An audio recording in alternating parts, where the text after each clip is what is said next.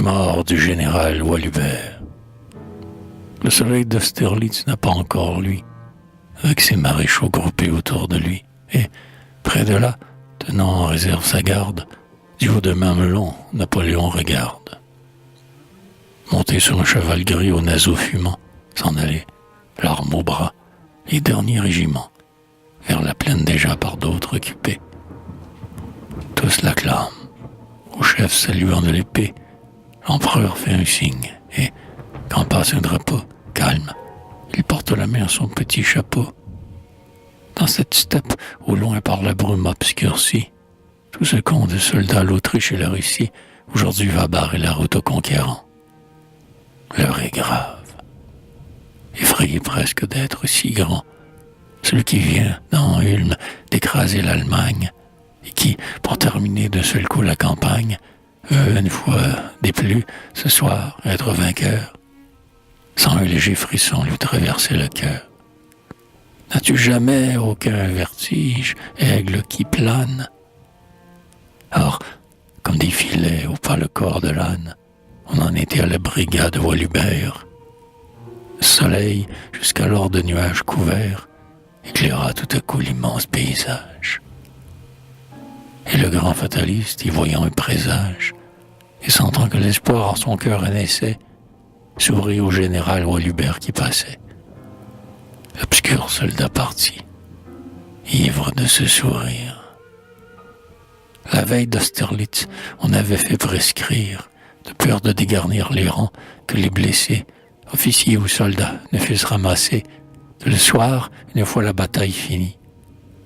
Chose affreuse, ils devaient traîner leur agonie dans ce champ clos glacé par la bise du Nord, où la pitié viendrait seulement quand la mort aurait enfin cuvé sa sanglante débauche. Le maréchal devait opérer sur la gauche, par la route d'Olmütz, forte position, prise par Liechtenstein et par Bagration. Et Walhubert servait sous lui. Quelle tuerie! D'abord, ce fut un grand choc de cavalerie, et les carrés français, sur leur quadruple front, eurent à repousser 80 escadrons.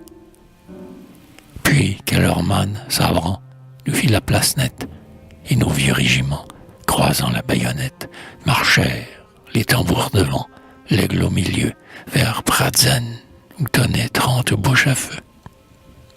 Quand ces grands mouvements sous le canon s'opèrent, c'est terrible. Combien de braves gens tombèrent dans cette plaine où rêve aujourd'hui le berger.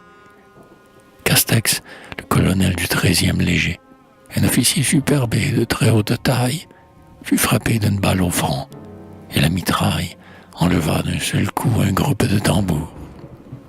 N'importe, sur Pratzen, dont brûlaient les faubourgs, et dont les grenadiers du tsar gardaient rentrer nos petits fantassins en colonne serrée, s'avançaient lentement, commandés par Suchet, et dans cet ouragan formidable on marchait, car, pour vaincre, il fallait prendre cette bourgade. Ce fut à Walhubert d'enlever sa brigade, à Walhubert à qui l'empereur a souri. En avant, commanda le héros. À ce cri, d'un effort furieux, ses bataillons partirent, et par un feu nourri, les Russes répondirent. Et comme Walhubert, joyeux, caracolait, poitrine au vent et sabre à la main, un boulet le jeta sur le sol, la cuisse fracassée. La colonne d'attaque était trop bien lancée.